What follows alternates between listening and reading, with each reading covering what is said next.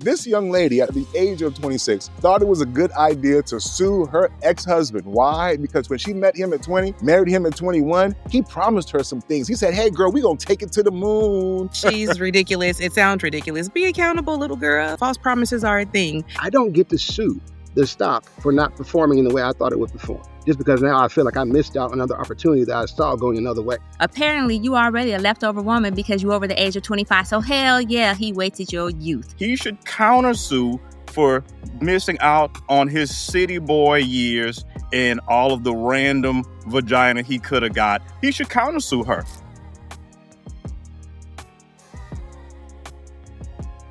I just want to say a couple of things real quickly. Number one, shout out to all the moms. Mother's Day was just like right around the corner. You know what I mean? And speaking of Mother's Day, Jaden Daniels' mom chimed in on the pivot. You know what I'm saying? And this 20-second clip I'm about to play, watch what she says real quick. We'll come right back. I want Jaden to date. I don't want everybody to say I'm putting it on record. My son can date. He can live freely, makes his own decisions. However, the relationship we have, he does value my opinion because, you know, when my kids were little, I did a lot for them. So, and my kids saw that. My father, my background, I worked too hard to allow anybody at any moment to come in and just, you know, take it away. So yeah, you know, the cool thing about her, she's such a sweet woman, but she told on herself in that clip, right? All the eyes in there. So, I mean, listen, I appreciate all moms, but some of y'all moms need to slow down now because she was telling on herself. You know, just watch the eye statements, like what she won't allow. You dig what I'm saying? So it just kind of confirmed what I was saying from before. I like being right. You dig what I'm saying? I really do. And before we start the show, and this is the Law and Disorder episode of the BLC pod, this didn't quite make it in the rundown, but around Mother's Day, I heard that Iman Shumpert's lawyers had filed some type of motion in the courts to basically have Tiana Taylor thrown in jail. You know what I'm saying? Because apparently they're saying that she violated their agreement in the divorce, and because she somehow disclosed some things, he thought it was a good idea to try to throw his baby moms, his former wife, his ex-wife, into jail for 20 days or some bullshit like that, for some bullshit about how he lost money or whatever, right? Around Mother's Day, man. So listen, we got to call out some bullshit. If I'm the judge, I'm throwing shit the fuck out. Just on some G-code shit, nigga. Like, come on, bro. We've already talked about how down bad he be looking, but this is a next level of down bad when you are so down bad that you want to put the mother of your two children, Tiana Taylor, miss minding her own goddamn business. He felt some type of way that her back might have been getting blown out by Aaron, Mufasa, whatever the nigga's name is. That is some non-P shit. The B word that I want to use, I'm not going to use out of respect. And plus, I don't know the nigga. And he's 6'7". Listen, I don't want no smoke. I just got to call a thing a thing. But with that being said, welcome to episode 6, the Law and Disorder episode of the BLC spot.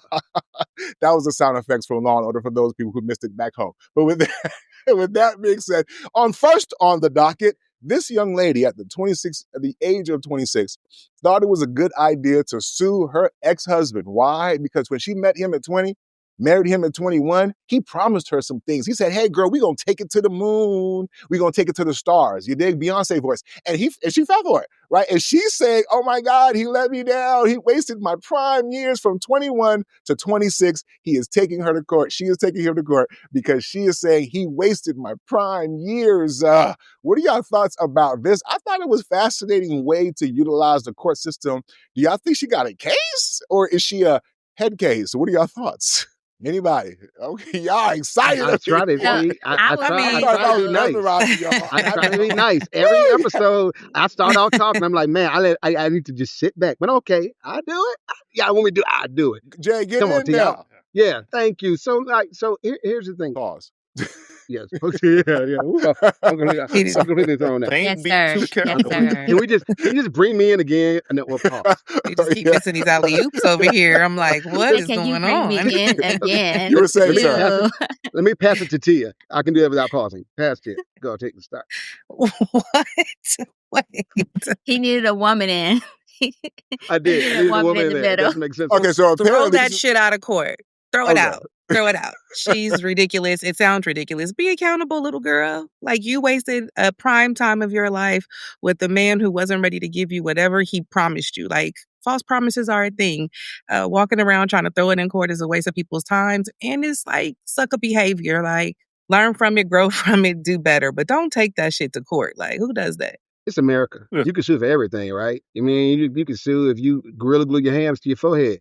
You know what I'm saying? You can sue for everything. So, I understand that she felt some type of way and she went to court. I think though that the person, I think I'm not going to give law advice. Let me just say, I think everybody could point fingers if they wanted to point fingers, even if they wanted to point fingers at somebody for pointing fingers at them in the first place. Let me make that make sense. It was her responsibility. He came to her with an idea and a dream. Okay. He came to her and he was like, yo, I think I'm going to do this. And she was like, yeah, I believe that, baby. Let's do that. Okay. All right. And they set off on this path. Okay. It didn't work out. But now how do they have this dream with no roadmap, no points in between? Like, hey, first we're going to do this, and then we're going to do this, and then we're going to do that. Because if they had that, then she would have known before it was 7 years that it wasn't happening. First point. Second point, if I invest in a stock, okay, and I do not sell that stock, I hold on with the hopium because I know it's going to go up, right? And I hold on. Meanwhile, there's another stock that I could have bought this morning, and it did not rise. It's running. Okay, but I hold on because I'm down now. I'm out. I'm trying to hold in. My point here is I don't get to sue the stock for not performing in the way I thought it would perform. Just because now I feel like I missed out on another opportunity that I saw going another way. You don't get to do that. Like Tia said, take your L, put it with a lesson, let it be your blessing, and push on. I am clearly landing on the opposite side of this because you know what? I say kudos to you, girl, because we hear in the internet all the time now and social media and so forth. Apparently, you already a leftover woman because you over the age of 25. So hell yeah, he wasted your youth. And on top of that, if he's supposed to provide all these promises and so forth, he sold you on his dream. He sold you on his potential, and then his potential didn't manifest. Congratulations for getting the hell up out that relationship before you end up being a bitter Black woman and getting that tag along with the fact that they're already saying you out to pasture just because you over 25. So I think it's about time that men start taking accountability for their lies and their lack of fulfilling their potential. And so if he didn't go the path that he said he was going to go, then I say go for it. Try it. Now, I will say this, though. You did choose him. But it's okay. It's okay. Ignore all the fact that you chose him because you chose him for potential. And so what you learned was stop choosing niggas for potential. That's what you learned. And on top of that, you know what else you learned? You learned that you probably ain't going to win this lawsuit. But if you can get him for alienation of infection, there's a possibility because in places like North Carolina, there has been cases where folks have been winning on alienation of infection. However, that's not what you're going for. So I don't know. But I say give it a try because people have sued for less. Folks burned themselves with some coffee that clearly was hot and had the hot warning on it, and they still burnt themselves. So folks burn, that's why pillowcases have warnings too, don't swallow the stuffings. So anyways, good luck and kudos for thinking outside the box. I just want to push back. Y'all SNL wrong. said You she didn't wasn't think bitter. far enough outside the box. She is not going to win. What would she have been doing in those ensuing years from 21 to 26? Random peen, hookah, and hot Cheetos. Is that really a missed, and Takis? Is that really a missed opportunity? Yes. I mean, because that's basically what we're Yes. suing for. Okay, Tia said yes, and I appreciate her honesty. Shout out to her for that. But I think this is also an opportunity on his part. He should countersue for missing out on his city boy years and all of the random vagina he could have got. That is an L. That's a loss. That is a time that can never be get back. He should countersue her. My man, Think Big, Delvin the Expert, Esquire, we're tacking that on for this legal episode. I am here and I'm available every other Tuesday. You know what's funny? I must not be in that firm because I'm siding with my good sis S&M on this one.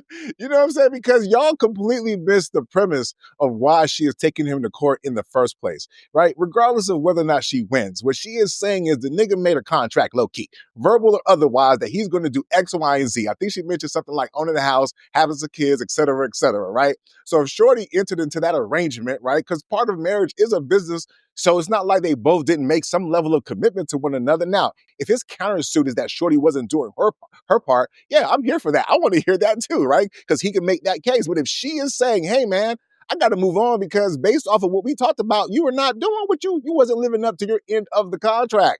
I think just from a conversation standpoint, in terms of people who do make contracts with others or make promises, and when you break them. Now, here's the key though. Can she show damages? For example, if she's putting her funds together and maybe he mismanaged them, or maybe if he was doing some shit salaciously under the pillow, without people knowing or whatever, without her knowing, he could prove that, hey, yes, I trusted him to handle our funds, but he was diverting them and using them a certain type of way. So again, she still would have to show some level of damages in regards to the claims that she is making. But part of what she's saying is, and I get S&M sarcasm a little bit, but she's partially true though, right? Like low key, people be stealing shit from people, but sometimes the worst theft is time.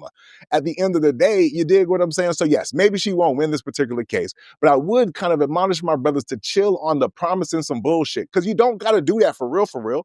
You know what I'm saying? You don't got to sit out there a lot of her and come up with this bullshit right now, because she's going to give you what you want for real, for the most part, with little to minimum effort. So the fact that you're going that extra mile to wife it and not feel like you should live up to the responsibilities that you yourself actually said, hey, I'm willing to because you proposed in the first place, then yeah, come on, man. You know what I'm saying? She does have a case, if not a case, maybe a point, depending on what she's talking about and what she can outline in regards to what she felt like she lost out on by fucking with this nigga in the first fucking place. You did what I'm saying? So yes, I feel you, S&M. You know what I mean? And don't y'all women out there say, nigga, I gave you one. You did what that's what you not gonna do. All right, episode 6, clearly I'm saying the sister got a case, even though she's delusional for even filing it in the first place, but I'm not knocking her because I think she has a point, if not a case. But go ahead, S&M. Yes, I love it. I love it. Woo, woo, woo, woo. You know, Because she does score one got for a the good point. guy. Yes. Woo, woo, woo.